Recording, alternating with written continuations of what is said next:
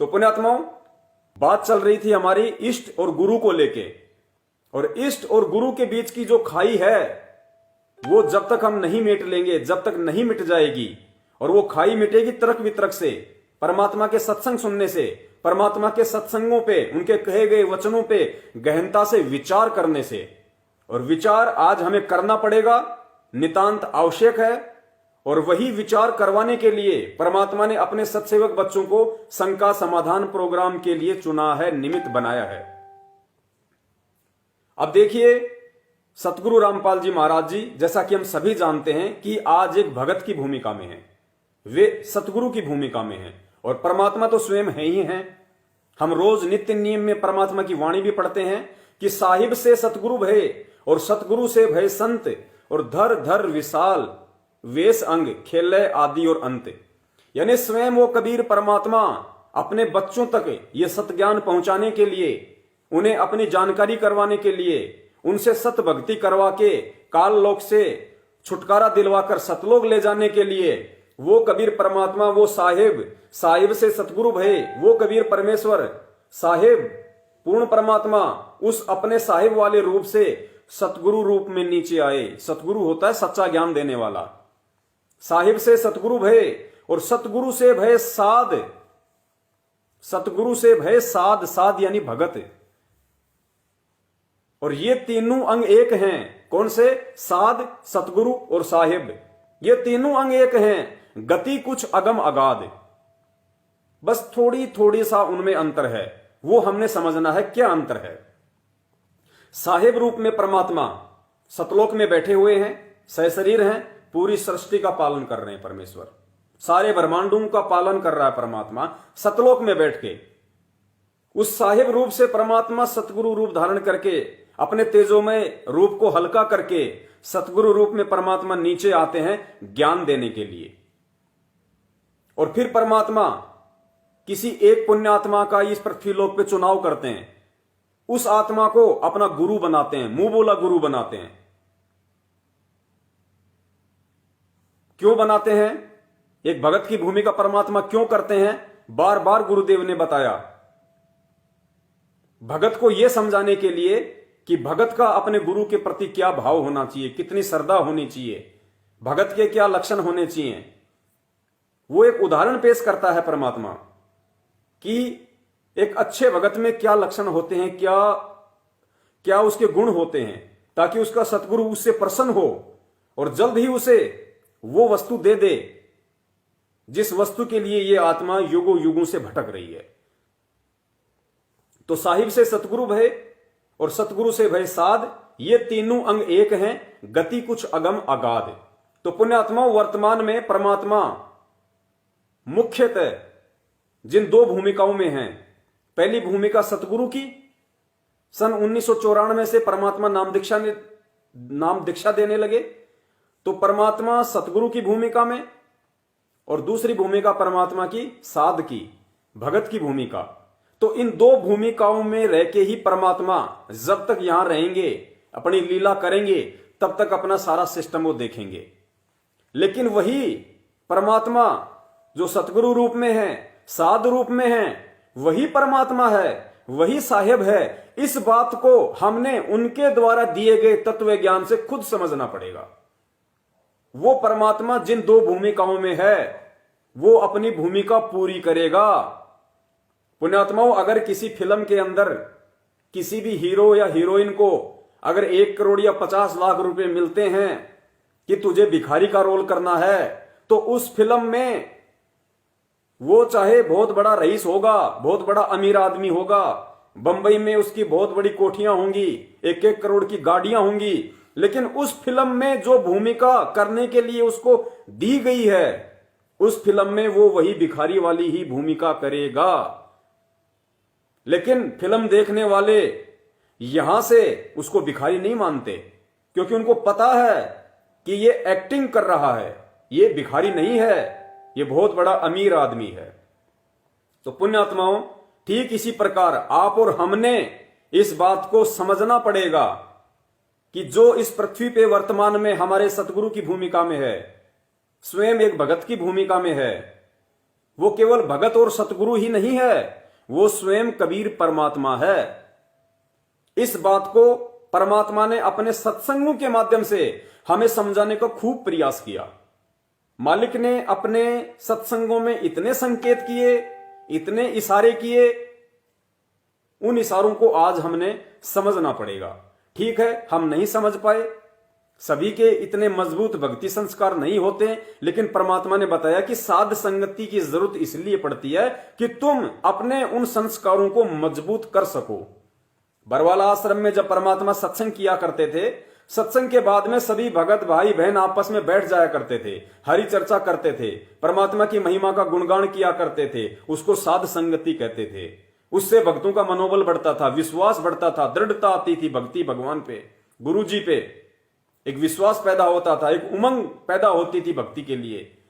तो वही साध संगति आज चल रही है, और आज इस साध संगति की विशेष आवश्यकता है, क्योंकि पिछले 6 वर्षों से परमात्मा शरीर रूप में हमारे से दूर हैं। तो वो सभी आत्माएं आपस में जीवित रहें, एक दूसरे से जुड़ी रहें, भक्ति और भगवान पे विश्वास बना रहे। इसके लिए ये परमात्मा ने सार्वभौमिक आदेश दे रखा है कि जो पुराने भगत हैं, जिन पे परमात्मा ने अपने तत्व ज्ञान की थोड़ी बहुत दया कर रखी है, ये उनकी जिम्मेदारी है अपने भगत भाइयों को संभाल के रखने की, अपने भगत भाइयों को संपर्क में रख के और परमात्मा के विषय में जानकारी देने की, उनकी छोटी से छोटी और बड़ी से बड़ी शंकाओं के समाधान की, ताकि उनको कोई अड़चन पैदा ना हो, उनको कोई भी काल एजेंट, कोई भी भक्ति से दूर जो इंसान है वो उनको भ्रमित ना कर सके, परमात्मा से दूर ना कर सके। तो कितने इशारे किए परमात्मा ने, आज उन्हीं इशारों के बारे में हम बात कर रहे हैं। और इस वीडियो को आपने विशेष तौर से देखना जरूरी है। दास ने पहले ही कह दिया कि ये वीडियो भले लंबा हो सकता है, लेकिन इस वीडियो को आपने एंड तक देखना है और शेयर भी करते रहना है। और जब ये वीडियो समझ में आ जाएगा तो पुण्यात्मा इस वीडियो के अंत में जो फॉर्मूला है वो भी समझ में आएगा। और भले ही आज हमारा वीडियो चाहे कितनी बार डिस्कनेक्ट हो जाए, पहले वाला डिस्कनेक्ट हो गया उसको हम जोड़ देंगे, अगर ये भी डिस्कनेक्ट हो गया हम तीसरा शुरू करेंगे लाइव, आप लोग तुरंत जुड़ जाना।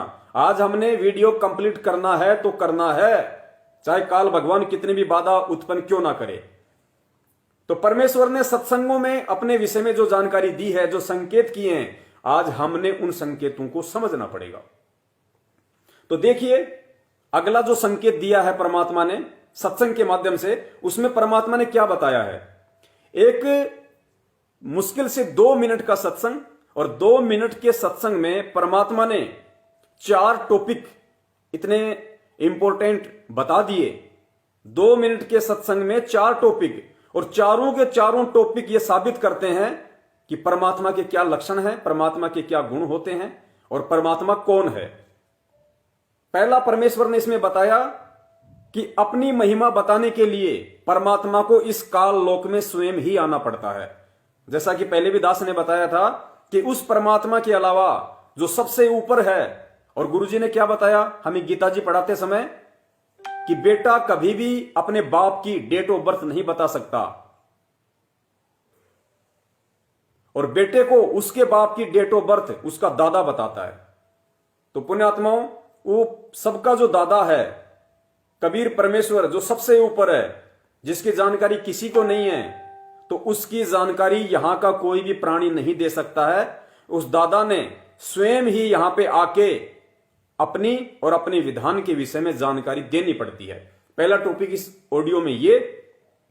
तो इस टॉपिक से साबित होता है कि आज अपने द्वारा रची गई सृष्टि की जानकारी देने के लिए स्वयं वो दादा इस पृथ्वी पे आया हुआ है। किसका दादा? ब्रह्मा विष्णु महेश जी का दादा, क्योंकि ब्रह्मा विष्णु महेश जी की उत्पत्ति काल से हुई है, और काल का बाप कौन है? कबीर परमात्मा। इसलिए परमात्मा ने दादा कहा कि कौन ब्रह्मा का पिता है, कौन विष्णु की मां, शंकर का दादा कौन है? तो शंकर का दादा कौन? कबीर परमात्मा। तो पुण्यात्मा, वो दादा ही अपने विषय में यहां जानकारी दे सकता है, उस लोक की, सतलोक की, अपने द्वारा रची गई सृष्टि की। आज वो दादा स्वयं सतगुरु रामपाल जी महाराज जी के रूप में इस पृथ्वी पे प्रकट है, मौजूद है। केवल तत्व ज्ञान रूपी आंखों से उन्हें पहचानने की जरूरत है। पहला टॉपिक ये। दूसरा टॉपिक इसमें है कि परमात्मा मानव शरीर में आता है। गुरुदेव ने भी बताया कि परमेश्वर जब भी यहां आते हैं तो एक मानव का चोला धारण करते हैं। फिर परमात्मा यहां क्या बता रहे हैं इस ऑडियो में, हमें समझाने के लिए कि भाई जब परमात्मा इस लोक में एक मानव शरीर धारण करके आता है तो हम जो जीव हैं हम उस परमात्मा को मानव ही समझ लेते हैं। तो पुण्यात्माओं, ये गलती आज 70% संगत कर रही है। परम पूज्य सतगुरु रामपाल जी महाराज जी जो एक मानव रूप में आए हुए हैं, उनको मानव समझकर, कहते हैं ना, गुरु को मानुष जोग न करे चरणामृत को पान, ते नर नरक में जाएंगे जन्म जन्म होए समान। और गुरु मानुष कर जानते वो नर कहिए अंध, ओए दुखी संसार में आ गए यम की फंद। ये वाणियां आदरणीय गरीबदास जी महाराज जी ने बोली हैं। और वाणियां क्यों बोली हैं? वाणियां इसलिए बोली है कि जब वो परमात्मा इस पृथ्वी पे आएगा एक मानव शरीर में, तो कुछ जो आत्माएं हैं जो अज्ञानता में, मूर्खता में, नादानी में, देखा देखी में उस परमात्मा को मानुष समझेंगी, अपने जैसा मनुष्य समझेंगी। तो पुण्यात्माओं, ये गलती अब हमने नहीं करनी है। तो परमेश्वर यहां इशारा कर रहे हैं इस ऑडियो में कि परमात्मा जब यहां आते हैं तो मानव शरीर धारण करके आते हैं, लेकिन हम उनको एक मानव ही मान लेते हैं। दैट्स मीन अब हमने उनको मानव मानने की भूल नहीं करनी। ये परमात्मा इस ऑडियो में समझाना चाह रहे हैं, जो आगे आप सुनेंगे। तीसरा पॉइंट इस ऑडियो में है कि परमात्मा अजन्मा होता है। अजन्मा मतलब परमात्मा का कभी किसी मां से जन्म नहीं होता। सतगुरुदेव जी अपनी तरफ इशारा कर रहे हैं इस ऑडियो में कि परमात्मा अजन्मा होता है, स्वयंभू, स्वयं प्रकट होता है। आगे परमात्मा ने बताया कि संत भगत भी होता है और संत रूप में परमात्मा भी आ जाता है। मतलब परमेश्वर ने यह बताया कि संत रूप में जो संत होते हैं वो भगत को भी कहा जाता है संत। और साथ ही गुरुदेव क्या कह रहे हैं कि भाई संत रूप में परमात्मा भी आ जाता है। तो आज हम क्या कहते हैं, संत रामपाल जी महाराज, संत रामपाल जी महाराज।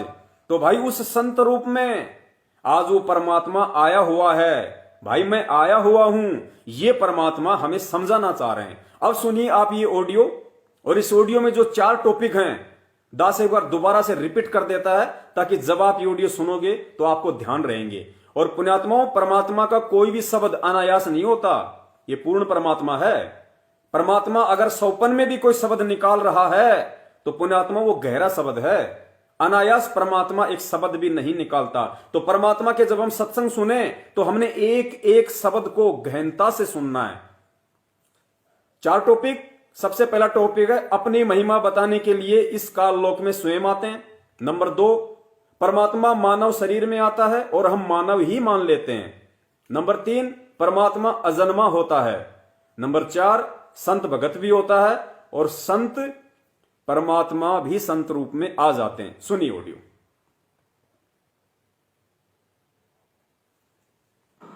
परमात्मा स्वयं ही अपनी महिमा बताने के लिए इस काल के लोक में आते हैं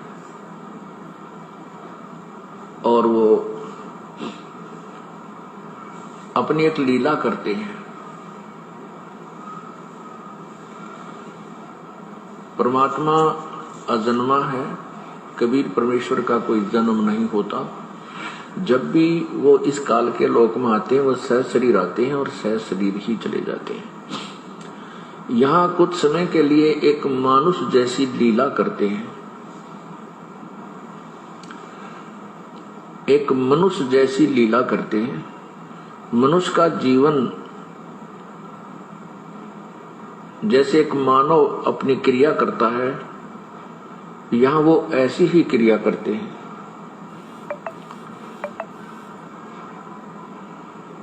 तो उस समय हम उसको केवल एक मनुष्य जान लेते हैं, हम उन्हें भगवान नहीं मानते। भगवान हम क्यों नहीं मानते, परमात्मा किस लिए नहीं मानते? क्योंकि हमारे को ज्ञान गलत बताया हुआ होता है। हमारे को ये बताया हुआ होता है कि परमात्मा निराकार है, वो सर्वव्यापक है, कण कण में विद्यमान है। परमात्मा मनुष्य शरीर में नहीं होता। इसलिए हम परमात्मा जब आते हैं तो उसको एक मानव ही मान लेते हैं, दूसरा नाम उसका संत या भक्त रख लेते हैं। संत मनुष्य भी होते हैं और संत की भूमिका में प्रभु भी आ जाते हैं। अब क्या बताते हैं, संत भगत भी होते हैं और संत की भूमिका में परमात्मा भी आ जाते हैं। तो परमेश्वर यहां ये संकेत कर रहे हैं कि भाई संत की भूमिका में मैं आया हुआ हूं। पुण्यात्माओं, एक एक शब्द पे हमने गौर करना होगा और सत्संग ही वो आधार है, सत्संग ही वो मूल वस्तु है जिसके माध्यम से परमात्मा हमें सारी जानकारी देते हैं, अपनी पहचान करवाते हैं और दूसरा कोई माध्यम नहीं है। परमात्मा चाहते तो हमारी गर्दन पकड़ पकड़ के सतलोक भी दिखा सकते थे कि देख यहां से कितना अच्छा लोक है, तो हम मान जाते, लेकिन फिर वही बकवाद शुरू कर देते वहां पे। इसलिए परमात्मा को सत्संग करने की आवश्यकता पड़ती है, सत्संगों से आत्मा को निर्मल करने की आवश्यकता पड़ती है, आत्मा को अंतःकरण से साफ करने की आवश्यकता पड़ती है। और जब हम खुद जब तक उस सतलोक की तड़प अपने हृदय में नहीं बनाएंगे तब तक हम सतलोक में जाने वाले नहीं, हम वहां पे टिकने वाले नहीं। तो पुण्यात्माओं, सत्संग का एक एक शब्द बड़ा ही अनमोल। तन मन शीस ईस अपने पे, तन मन शीस ईस अपने पे, पहले में चोट चढ़ावे जब कोई राम भक्त गत पावे हो जी, जब कोई राम भक्त गत पावे हो जी। तन मन शीस ईस अपने पे, तन मन शीस ईस अपने पे, पहलम चोट चढ़ावे जब कोई राम भक्त गत पावे हो जी, जब कोई राम भगत गत पावे हो जी। भाई सतगुरु तिलक अजप्पा माला, युक्त जटा रखवावे, सतगुरु तिलक अजप्पा माला, युक्त जटा रखवावे। जत को पीन सत का चोला, भीतर बेख बनावे जब कोई राम भगत गत पावे हो जी, जब कोई राम भगत गत पावे हो जी। भाई लोक लाज मर्याद जगत की, तृण ज्यों तोड़े बगावे, लोक लाज